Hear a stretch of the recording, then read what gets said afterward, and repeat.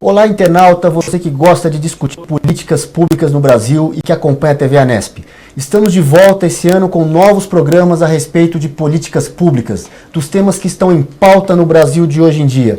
Estamos retomando a TV Anesp, agora com um cenário novo, como você pode ver, com uma nova dinâmica, um novo esquema de programas, mas mantendo sempre a qualidade, trazendo aqui especialistas em políticas públicas e gestão governamental para discutir temas que a sociedade brasileira está discutindo.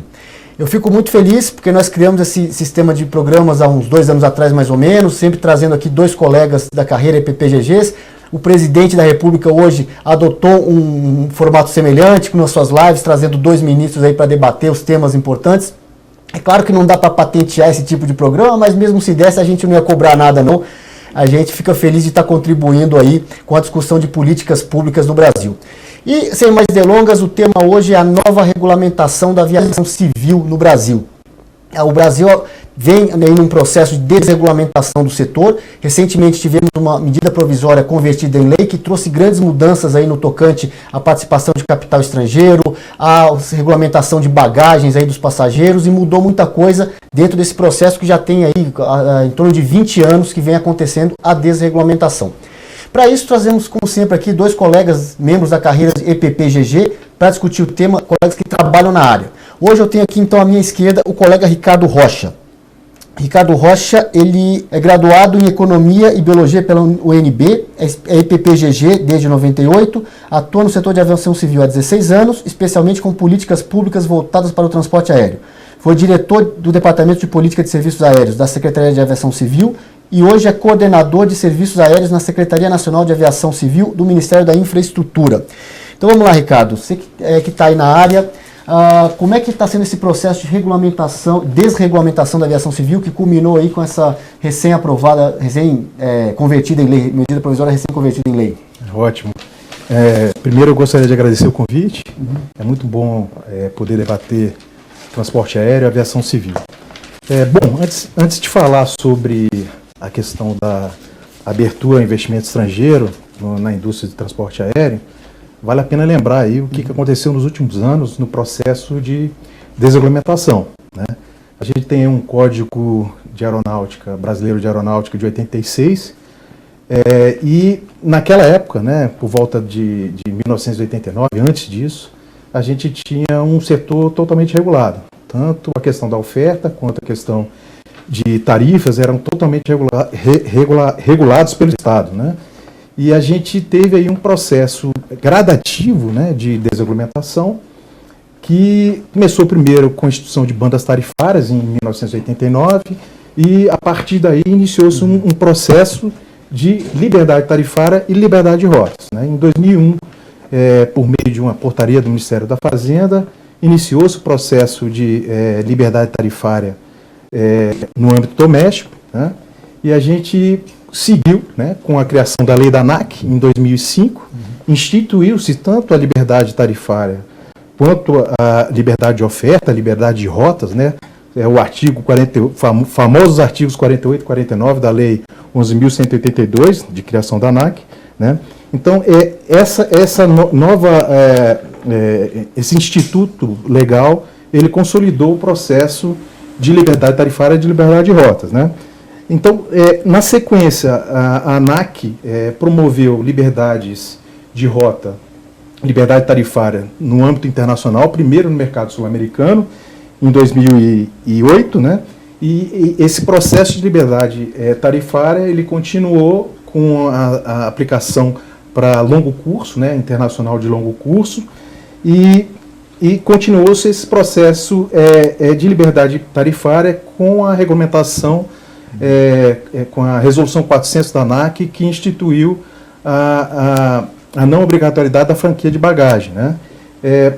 Lembrar que todo esse processo de desregulamentação do setor, ele promoveu uma inclusão de novos passageiros no mercado de transporte aéreo, que às vezes muitos deles nunca tinham viajado antes, isso fez com que em torno de 10 anos o número de passageiros transportados triplicasse e o preço da passagem se reduzisse à metade, né? Então foi um processo muito exitoso do ponto de vista de inclusão, né, de novos passageiros nesse mercado, e a gente entende, né, e a gente entendeu isso no final do ano passado, que a gente deve continuar com esse processo de desregulamentação. Então, a outra grande medida que a gente tem para trazer um aumento de concorrência, novos nichos de mercado, o incremento da aviação regional, é o processo de permitir que o capital estrangeiro possa investir em transporte aéreo no Brasil, né?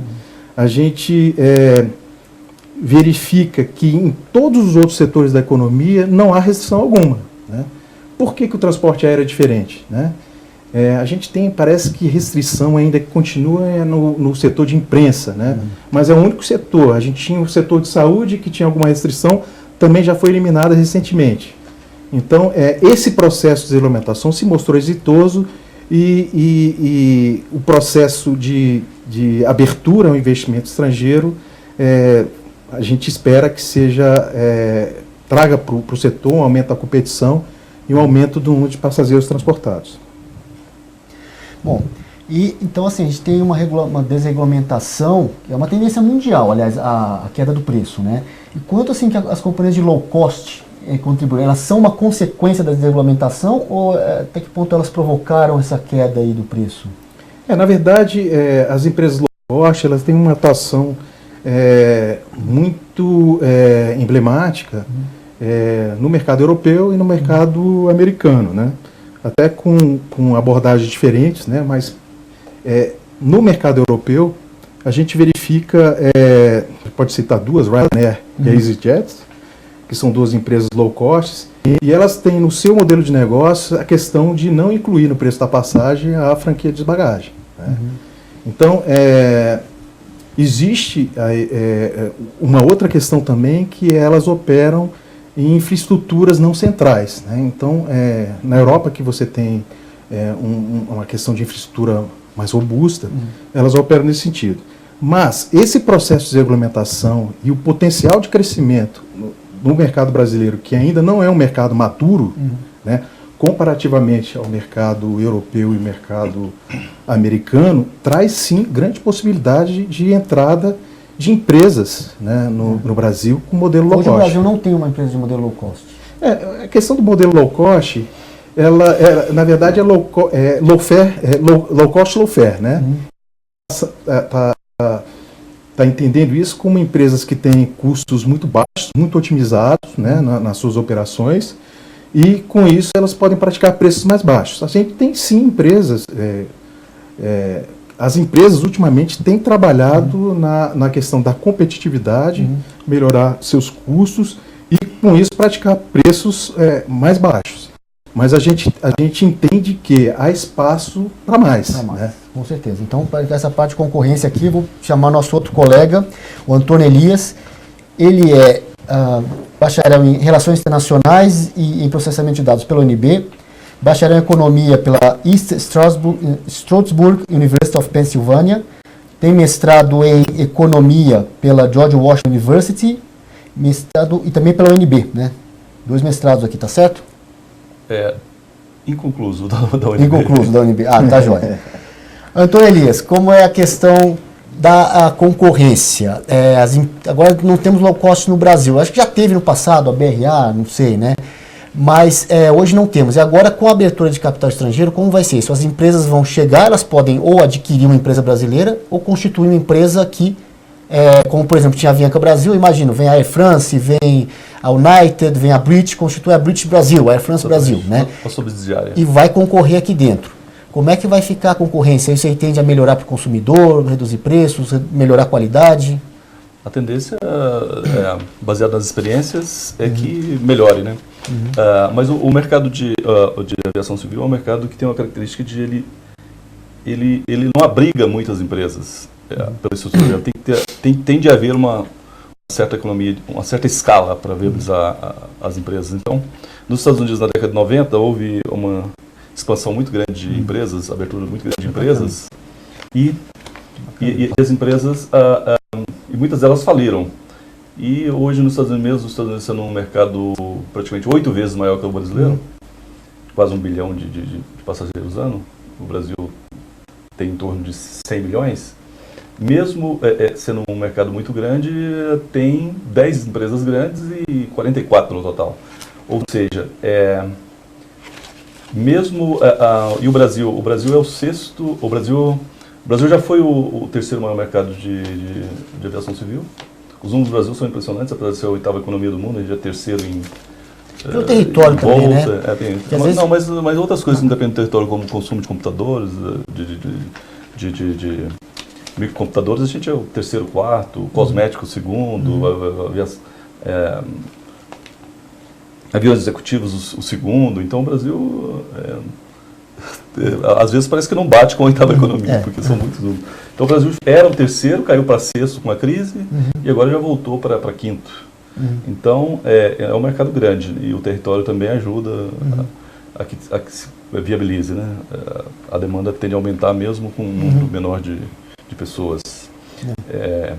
Então o que acontece? Então não vamos esperar em muitas empresas, porque o mercado não cabe, não vai ter 100 empresas. Provavelmente vai ter em torno de 10 empresas aí concorrendo. E a Argentina abriu recentemente, fez praticamente o mesmo processo que a gente em 2017. 100% também eles abriram? Só me engano, foi 100%. Né? Tem algumas restrições, né? Tem algumas restrições. E aí já atraiu a Norwegian, está operando lá, mas como a crise lá é pequena, ou é grande, ela parece que está meio, não está indo bem. Mas o Brasil com certeza vai, em todos os países onde abriu, onde foi aberto o mercado, a atração das low fare, low cost, foram consequência natural. Consequência natural. Então hoje o mercado está passando um aperto, talvez muito pela saída da Avianca, né, que reduziu a concorrência, ficamos só com 3, mas a tendência é que no futuro a coisa melhore um pouco, havendo mais concorrência, o preço médio tenda a cair, né? Sim. Dizer que há várias dimensões da concorrência, né? O setor tem a dimensão dos prestadores de serviços, né, aéreos, que são as empresas aéreas que voam, e tem também os aeroportos, né, que é um componente do... Então, nos aeroportos a gente ainda não tem concorrência, né? A gente não tem muita concorrência. É concedido... Já melhorou bastante, porque você já tirou do monopólio estatal, já passou para concessão, que você já... Então vamos pegar o gancho aí. A empresa Como é que é? Os aeroportos no Brasil, o pessoal fala muito em privatização de aeroporto. Mas na verdade ele está vendo uma concessão, porque o ativo continua propriedade do Estado. Exatamente. O Estado concede, faz um contrato lá por 20, 30 anos para que uma empresa administre os aeroportos. Isso tem dado resultado? É melhor do que o monopólio estatal, né? Porque você vai passar por um ente privado que opera responde ao sistema de lucros e prejuízos. Então, ele vai evitar desperdícios, ele vai tentar eficiência para ter lucro, para ter receita e diminuir os custos para que, no final das contas, ele se viabilize. Enquanto que o estatal, às vezes quando ele tem prejuízo, ele recebe mais recursos. Então já é um avanço. Vamos supor um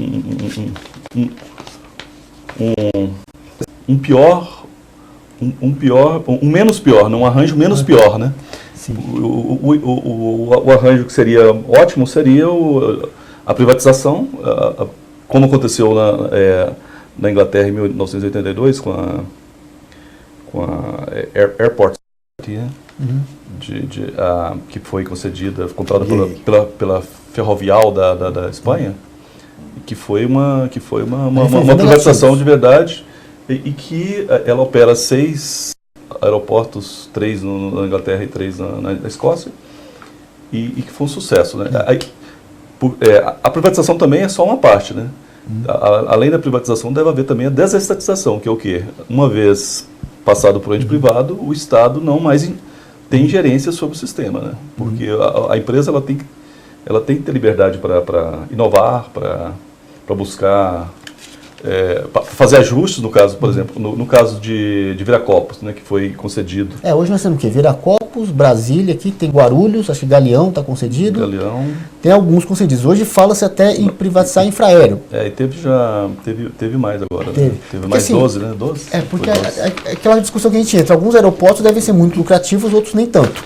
E aí uma polêmica que surgia poxa, você vai desmembrar aqueles aeroportos que dão lucro, privatizar, e a Infraero vai ficar só com os que precisam ser subsidiados. Sim. Aí depois quem vai querer comprar Infraero, né? Sobre isso, eu queria só completar o Viracopos, que no caso do Viracopos, por exemplo, foi concedido em 2013 e tal, fez a projeção que iria haver uma grande demanda e tal, e o país entrou em crise.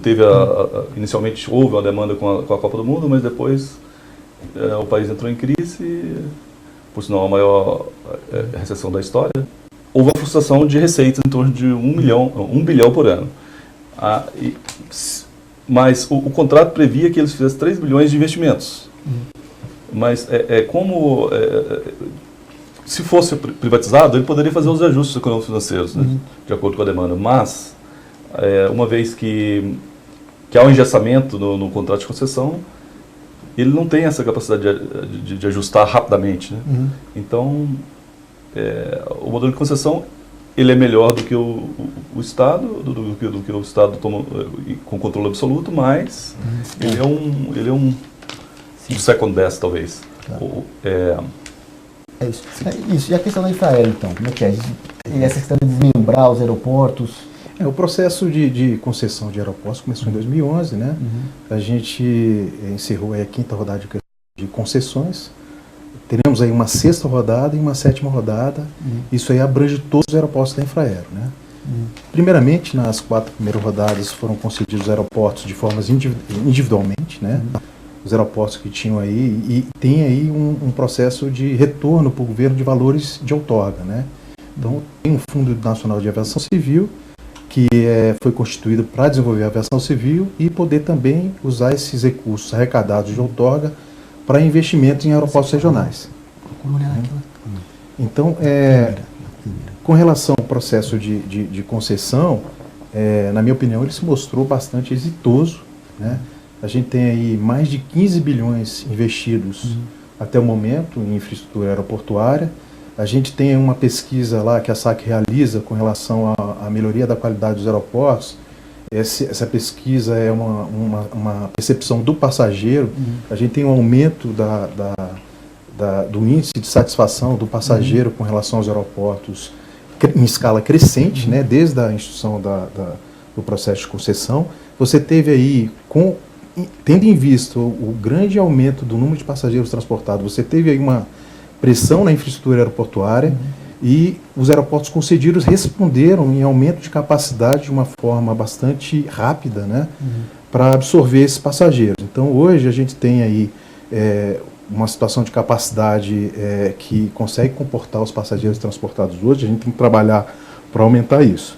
Com relação aos aeroportos da Infraero e o formato de como fazer para aqueles aeroportos que não são sustentáveis sozinhos, né? A gente, a partir da 5ª rodada, 5ª, 6ª e 7ª rodada de concessões, a gente tem concessão em blocos de aeroportos. Então você tem um aeroporto âncora, né? E outros aeroportos que não têm, que não são sustentáveis, mas que em conjunto são sustentáveis. Então esse modelo de concessão em blocos está viabilizando que se faça todo o processo de concessão dos aeroportos da Infraero. A gente tem aí previsto a próxima rodada de concessões para final de 2020, né? E a última rodada de concessões dos aeroportos da Infraero no final de 2022. Então, em que todos os aeroportos da Infraero seriam concedidos à iniciativa privada. Falando então na percepção do usuário, o usuário está gostando dos aeroportos que estão concedidos. Mas do ponto de vista do usuário, uma polêmica que tem hoje é a questão da cobrança de bagagens. Porque quando ela foi instituída há mais ou menos um ano e meio atrás, o que se falou na época é que isso diminuiria o preço das passagens. E está todo mundo dizendo que o preço da passagem subiu, não adiantou nada. Como que é isso? Agora a nova regulamentação, o presidente sancionou a cobrança de bagagem, o veto ainda vai ser analisado pelo Congresso, mas pelo que a gente sente a tendência é que seja mantido. como é que a gente fala isso para o cidadão? Subiu o preço, por quê? Tem outros fatores que influenciam? Como que está essa coisa? A questão dos custos, né? 60% dos custos de uma empresa aérea são dolarizados, né?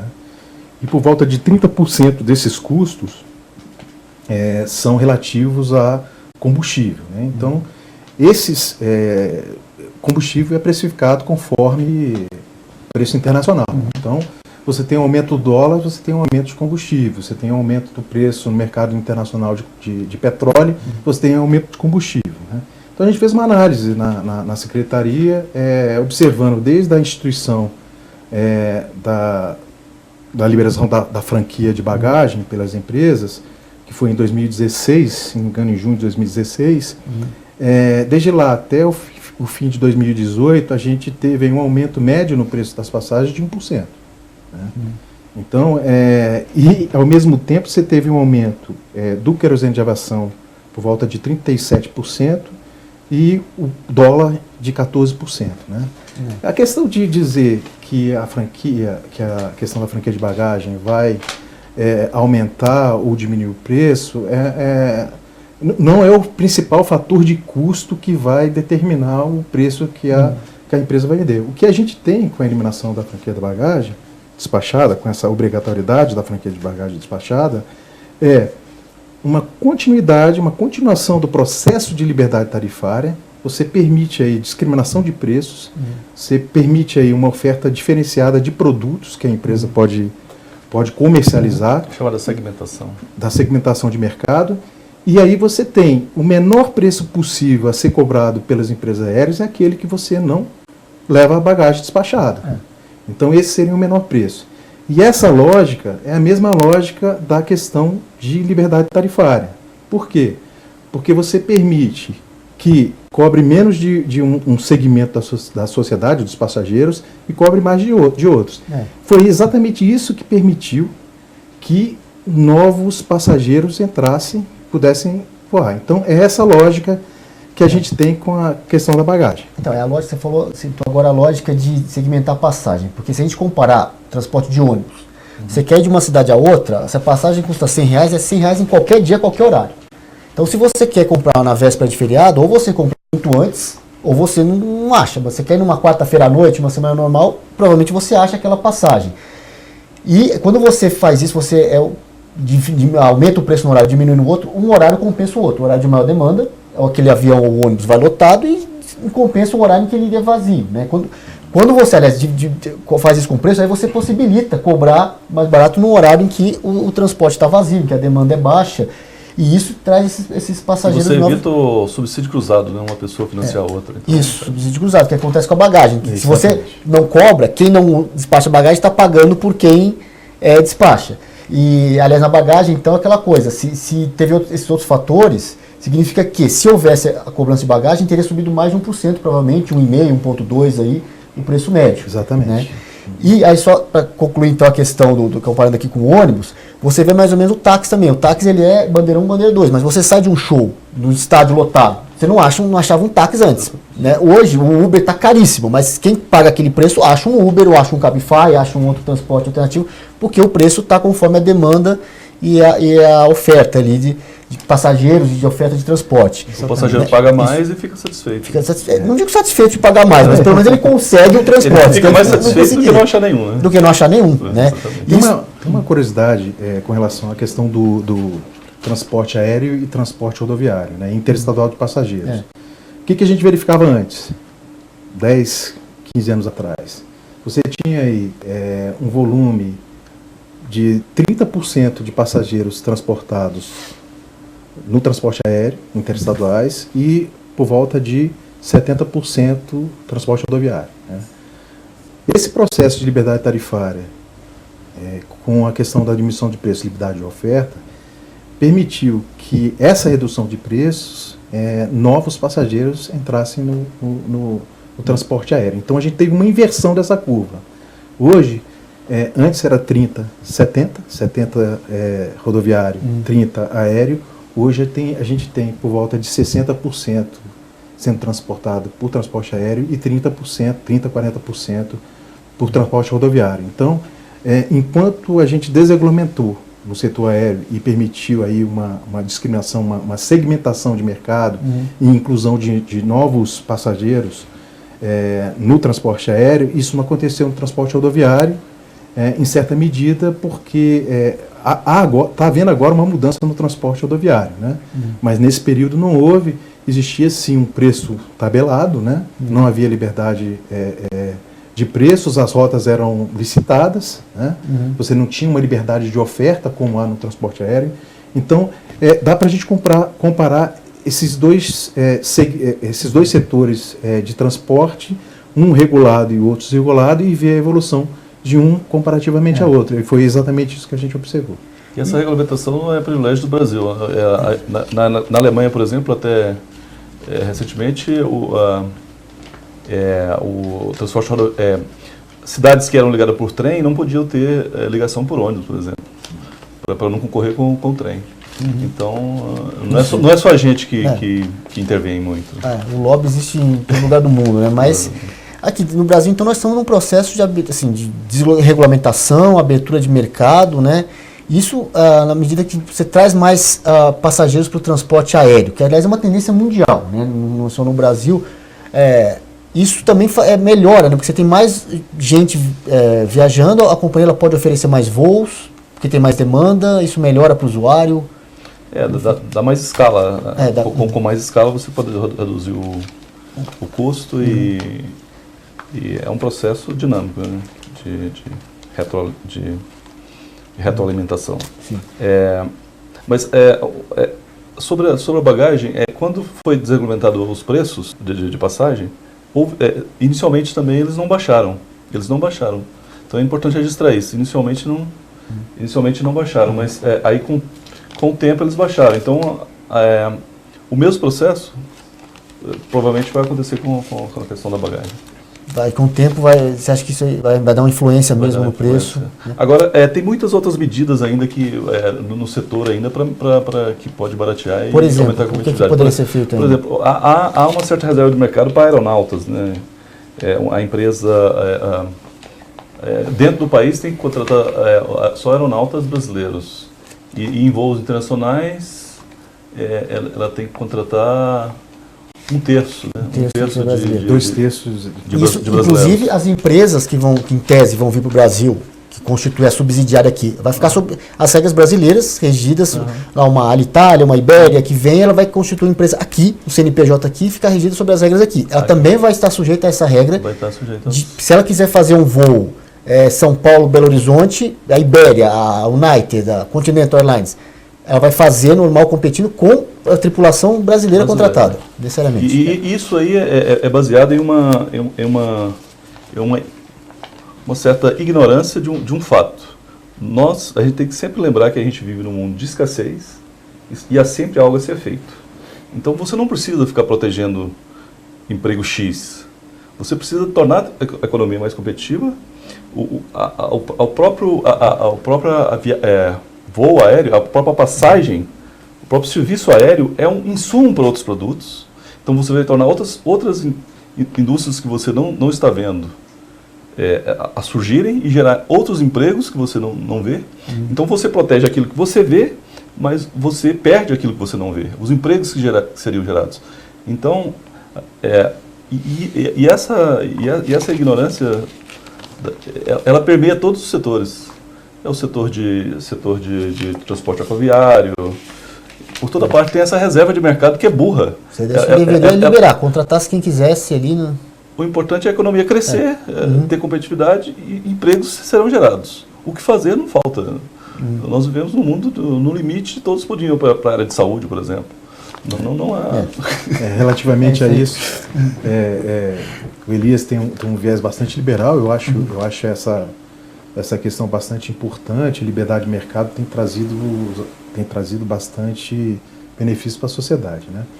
Acontece o seguinte, o processo de desargumentação ele tem que ser gradativo, né? E a gente tem que, para você continuar com o processo de argumentação, você tem que aprovar, como foi a medida provisória, leis no Congresso, que abrange aí uma quantidade enorme de pensamentos, né? E para a gente, o ótimo é inimigo do bom, né? Então, para a gente passar, para a gente poder avançar, a gente, de certa forma, abre mão de certas coisas, né? Uma das bandeiras que a gente levantou junto aos congressistas, junto ao sindicato dos aeronautas, né, grandes interessados na manutenção do emprego aqui dentro, é exatamente isso. Nesse processo de abertura de investimento estrangeiro, as empresas têm que constituir aqui uma empresa, tem um CNPJ brasileiro, a empresa tem que ser brasileira, ela vai pagar tributo aqui dentro, ela vai empregar aqui dentro, né? Então, a gente tem tentado passar, eu estou no setor tem mais ou menos desde 2003, né, vai fazer aí 15 anos, e a gente tem tentado, por muitas vezes, avançar nesse processo de desregulamentação. Não é fácil, a gente tem que trabalhar com convencimento de vários setores da sociedade, e a gente avançou bastante, 15 anos mais ou menos trabalhando nesse sentido. A gente conseguiu exatamente agora em 2018, 2019, abrir o capital estrangeiro. Então eu entendo que o avanço é significativo e isso não inviabiliza novos avanços, né? A gente, ao longo do tempo, a gente pode avançar cada vez mais nesse sentido. Agora eu faço uma pergunta. A gente fala, não deveríamos ter essa reserva de mercado para o emprego. Como é a regulamentação em outros países? Lá, no caso da França, na Rússia, na Turquia, a tripulação tem que ser contratada por aquele país ou eles têm liberdade de contratar quem quiser? Como no, em geral? No mundo, em geral, não tem reserva de mercado nesse setor. No setor de... Alguns países há, outros países não. Eu não sei exatamente precisar que países são. Deve variar muito, né? Mas, em geral, os países têm reserva de mercado para a profissão qualificada. Aliás, perdão. Às vezes, para a profissão menos qualificada, existe a reserva de mercado para os cidadãos daquele país.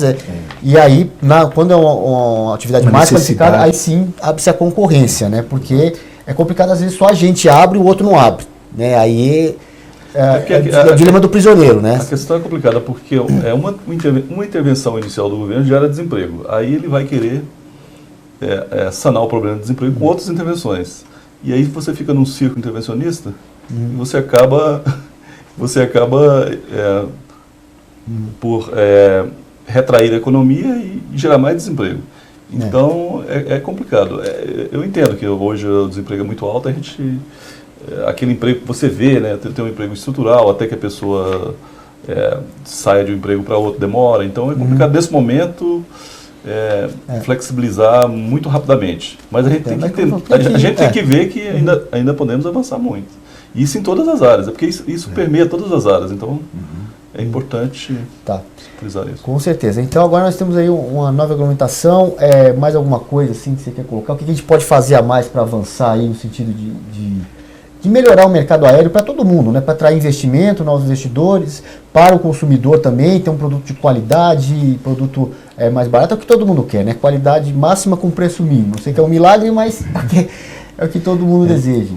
Eu acho que assim, com essa medida, né, com essa aprovação da medida provisória e a conversão em lei, o Brasil vai se tornar um dos países com um mercado doméstico grande, mais abertos ao investimento estrangeiro.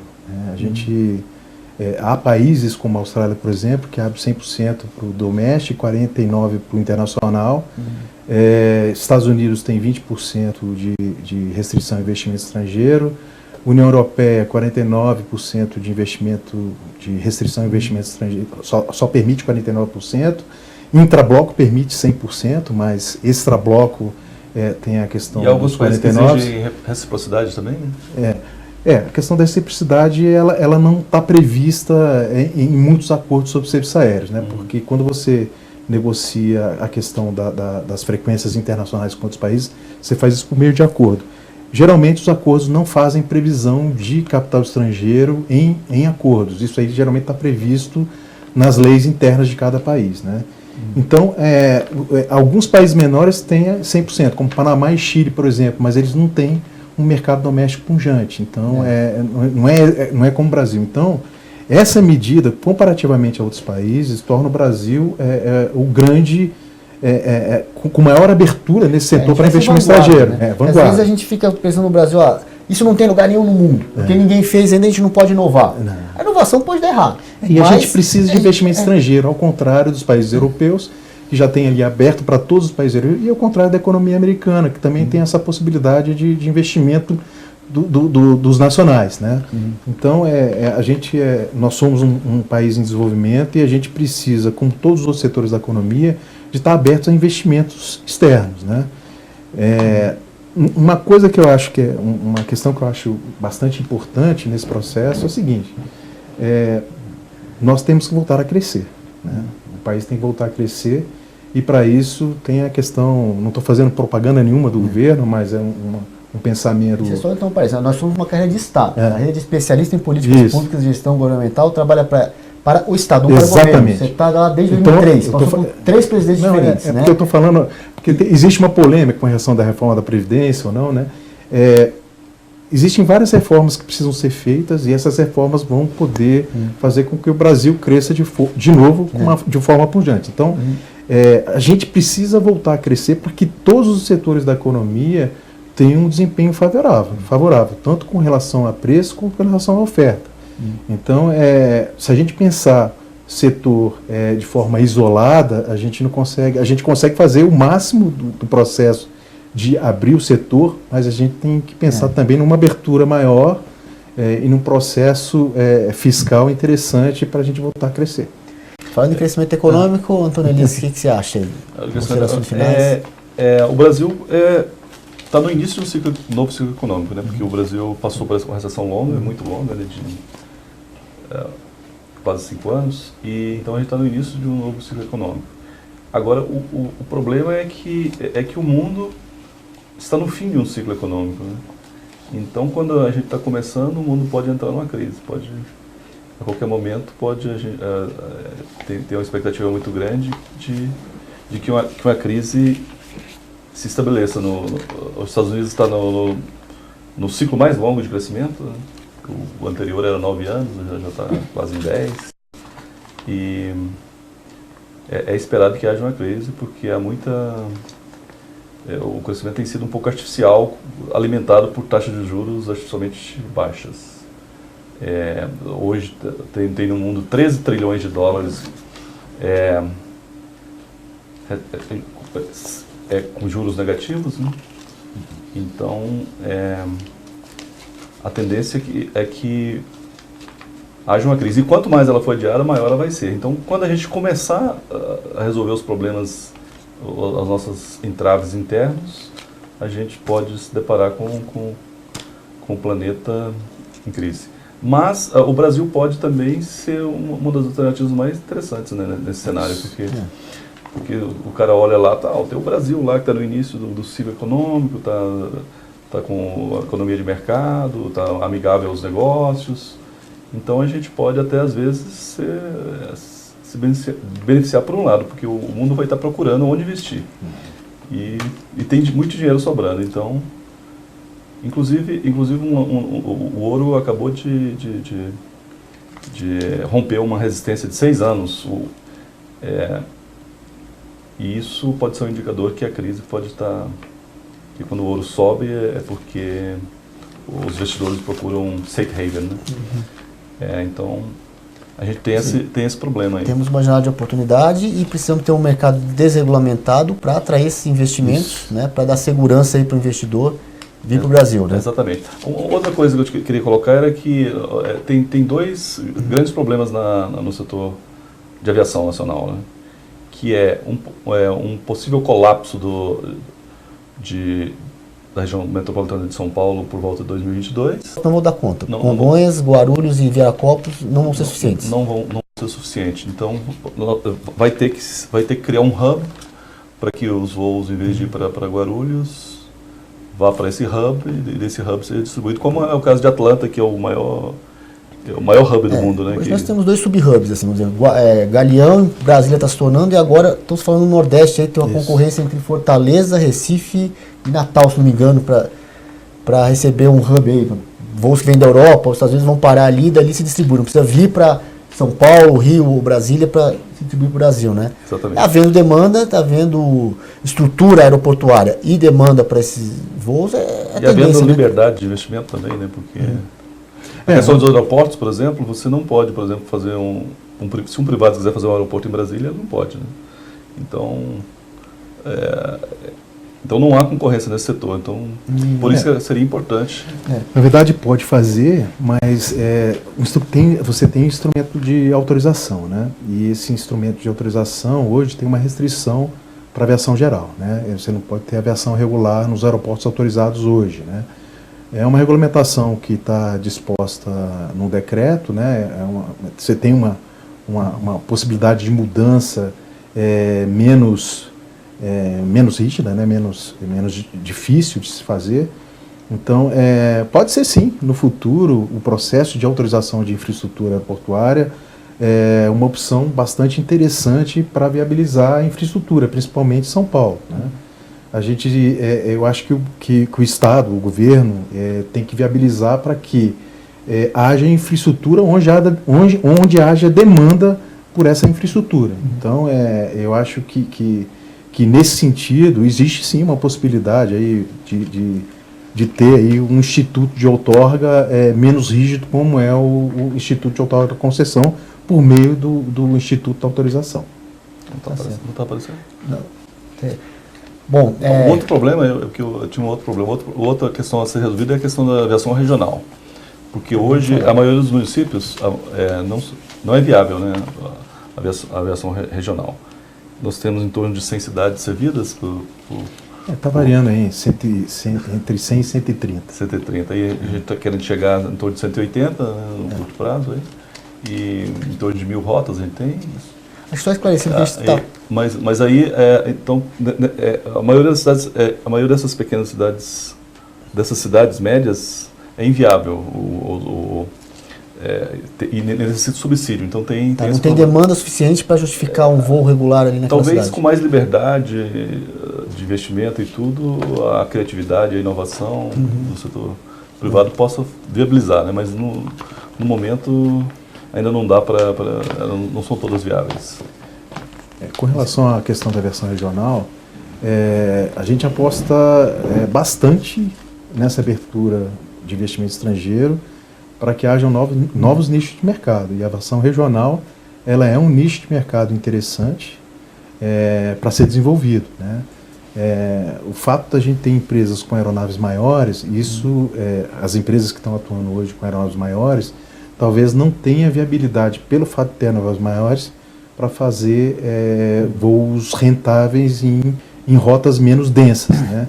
Então, com essa abertura, eliminação de barreiras de entrada, existe essa possibilidade, sim, de você viabilizar. O que a gente tem que manter, de certa forma, no nível adequado, é essa infraestrutura regional. Então, investimento em infraestrutura regional também é necessário, está acontecendo de uma forma mais rápida do que acontecia antes, né? Mas existe sim cidades que têm uma demanda muito pequena. Quando você pensa em Amazônia Legal, você tem cidades aí com rotas menores. Mas existe também outras possibilidades de desregulamentação e permitir, por exemplo, a ANAC tem trabalhado nisso, que empresas de táxi aéreo possam fazer voos regulares, né? São aeronaves maiores. Então, a gente tem como avançar ainda mais no processo de desregulamentação para atender esses nichos de mercado onde cidades regionais, cidades menores, principalmente quando a gente pensa em Amazônia Legal. Certamente, com certeza isso vai melhorar para o usuário, vai ampliar a concorrência, talvez seja ruim para aqueles que hoje estão dominando o mercado, mas certamente a ampliação da concorrência é boa para todos, que ganha o usuário, ganha o pequeno investidor, ganha todo mundo. Então, eu acho que foi muito bom o papo hoje, deu para esclarecer muita coisa aí sobre o mercado aéreo no Brasil. E eu agradeço a você, internauta, que nos acompanhou até agora, e informando também que estamos retomando os programas. A TV Anesp esse ano vai ficar ativa de novo, sim. E em breve, aí, aguarde na nossa fanpage aí no Facebook e no YouTube também, novas informações sobre os novos programas. É só você vir aqui nos próximos dias, vai ter aí certamente mais programas sobre políticas públicas no Brasil, com quem entende do assunto, com quem está trabalhando na área, com quem opera a política pública e executa a política pública lá na ponta. Esse é o propósito da TV Anesp, trazer esses temas para você, internauta interessado em política pública no Brasil. Muito obrigado. Obrigado.